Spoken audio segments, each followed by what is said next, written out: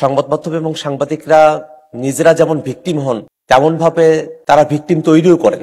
এই কারণে গত ১৫ বছরে সাংবাদিকতার যে ভূমিকা, সেটাকে খুব সরলরৈখিকভাবে ব্যাখ্যা করাটা কঠিন হয়ে পড়ে।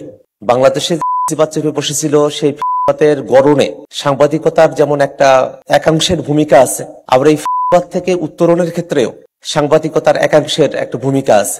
আমরা যখন ফিতরাতের সময়টা দেখেছি, তখন এমনটা হয়েছে যে যত রকম ভাবে পারা যায় এই ফিতরাতের পক্ষে বয়ান উৎপাদন করা, ফিতরাতকে টিকিয়ে রাখা, ফিতরাতের নানাবিধ গুণগান করা, তেমন ধরনের বিষয়ের সঙ্গে অনেক সাংবাদিক নিজেদেরকে জড়িয়ে ফেলেছিলেন। আবার অনেক সাংবাদিক এই কঠিন সময়টাতেও জেল জুলুমের শিকার হয়েছেন, যে ডিজিটাল সিকিউরিটি অ্যাক্ট তার মামলায় পড়েছেন এবং জীবনের ঝুঁকি নিয়ে তারা ফিতরাতের কঠিন সময়টাতে তারা বাংলাদেশের জনগণের পক্ষে তারা ভূমিকা রেখেছেন। তো এই কারণে সংবাদ মাধ্যমকে নিয়ে কথা বলতে গেলে সংবাদ মাধ্যমকে এক দৃষ্টিকোণ থেকে দেখার একটা বড় ধরনের অসুবিধা আছে। ভালো হতো যে সরকার যে গণমাধ্যম সংস্কার কমিশন করেছিল, সে বিষয়গুলো নিয়ে যদি রাজনৈতিক দলগুলো এবং যতগুলো পক্ষ আছে তাদের সঙ্গে এর আগেই আরো বিস্তারিত পরিসরে আমরা আলোচনা করার সুযোগ পেতাম। আমরা সাংবাদিকতার বিষয়টাতে সব থেকে বেশি যে সংকটটাতে এখন আছি, যে আসলে সাংবাদিক কারা, সেই বিষয়টাই এখন পর্যন্ত নির্ধারিত হয়নি। বর্তমান যে প্রেক্ষাপট, আমি একজন রাজনীতিবিদ হয়েও আমি একজন সাংবাদিক হয়ে যেতে পারি, যেহেতু সংবাদ প্রচার করা বা কোনো একটা খবর পৌঁছে দেওয়া, সেটাকেই মানুষ এখন সাংবাদিকতা হিসেবে দেখেন।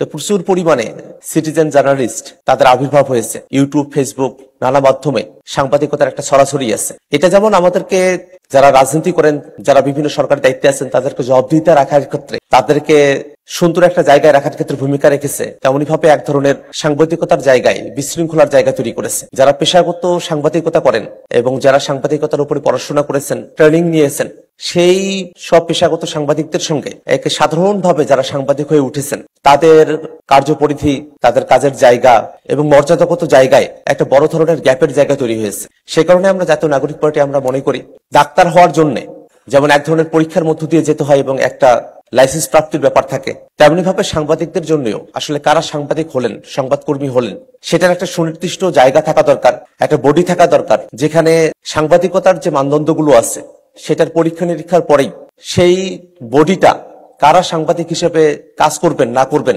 সেটা একটা লাইসেন্স দিবেন বা সেই জায়গাটাকে তারা সুনির্দিষ্ট করবেন। একটা পেশাগত জায়গা থেকে সাংবাদিকদেরকে একই ছাতার নিচে নিয়ে আসার একটা উদ্যোগ গ্রহণ করা আমাদের জন্য খুবই জরুরি হয়ে দাঁড়িয়েছে। সাংবাদিকদের একটা বড় সংকট হলো তাদের সম্মানী, পারিশ্রমিক এবং জীবনের সংকট, নিরাপত্তাহীনতা। এটা সময়ে সময়ে আমরা এটা দেখেছি যে আমাদের যারা সাংবাদিকেরা আছেন, একেবারে প্রান্তিক পর্যায়ে যেসব সাংবাদিকেরা আছেন, আমরা যদি জেলা শহর বা উপজেলা শহরের সাংবাদিকদের দিকে তাকাই, তাদের আসলে সুনির্দিষ্ট কোনো বেতন কাঠামো নাই, তারা মাস শেষে তারা বেতনটাও পান না। তো তাদেরকে নির্ভরশীল হয়ে থাকতে হয়, মুখাপেক্ষী হয়ে থাকতে হয়। এই যে মুখাপেক্ষী হয়ে থাকাটা, সেটাও কিন্তু স্বাধীন সাংবাদিকতার ক্ষেত্রে একটা ব্যাঘাত তৈরি করে।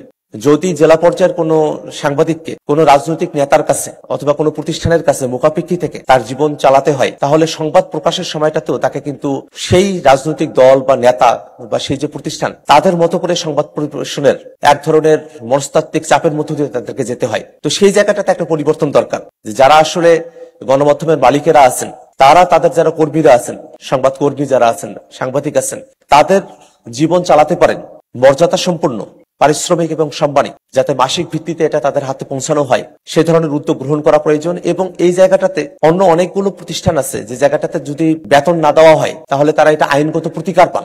কিন্তু আমাদের সাংবাদিক বন্ধুরা তারা যদি বেতন না পান তাহলে তাদের কত আইনগত কোনো প্রতিকারের জায়গা নেই। তো আমরা জাতীয় নাগরিক পার্টি মনে করি যে আমাদের সাংবাদিক বন্ধুগণ তাদের যে বেতন কাঠামো, সেটা থেকে যদি তারা বঞ্চিত হন তাহলে তারা আইনগত উপায় একটা প্রতিকার তারা পাবেন, সে ধরনের ব্যবস্থা করার দিকে আমাদেরকে যেতে হবে। কারো কোনো সংবাদ কিভাবে পরিবেশন করা হবে না হবে, প্রত্যেকটা হাউজের আলাদা আলাদা পলিসি এবং তারা নিজেদের মতো করে সেখানে লোকজনকে রিক্রুট করে থাকেন, সেই জায়গাটাতে খুব বড় ধরনের কিছু সিন্ডিকেট কাজ করে। তো আমরা জাতীয় নাগরিক পার্টি মনে করি যে সাংবাদিকতা এবং গণমাধ্যমের ভিতরগত যে রাজনীতি, সেখানে যে ধরনের কলুষতা আছে, সেটা থেকে আমরা কিভাবে বেরোয় আসতে পারি, কিভাবে বাংলাদেশের রাজনৈতিক পরিমণ্ডলে যে কলুষতা, সেখান থেকে আমরা নিজেদেরকে বের করতে পারি, এবং সাংবাদিকতার ভিতরগত যে কলুষতা, সাংবাদিকতার ভিতরগত যে রাজনীতি, সেটাকে আমরা কিভাবে ঠিক করতে পারি, সেজন্য আমাদের সকলকে মিলে একটা সমন্বিত পদক্ষেপের মধ্য দিয়ে আমাদেরকে যেতে হবে। কিন্তু দিন শেষে এই বাংলাদেশটাকে যদি আমাদের গঠন করতে হয়, গণতান্ত্রিক পথে উত্তরণ করতে হয়, স্বাধীন সাংবাদিকতা, প্রোপাগান্ডা বিহীন নৈর্ভিত্তিক এবং নিরপেক্ষ জায়গা থেকে সাংবাদিকতা, গুজব অপতথ্যের বিরুদ্ধে দাঁড়ানো এবং জনগণের পক্ষে সাংবাদিকতা, গণমানুষের মাধ্যম হিসেবে গণমাধ্যমের ভূমিকা পালন করার যে দিকগুলো আছে, সেই দিকে রাজনৈতিক দলগুলো এবং সংবাদ মাধ্যম এবং তাদের কর্মীরা যারা আছেন, সাংবাদিকরা, আমরা সকলে সমন্বিতভাবে কাজ করব এই প্রত্যাশা রেখে আমি আমার বক্তব্য এখানে শেষ করছি।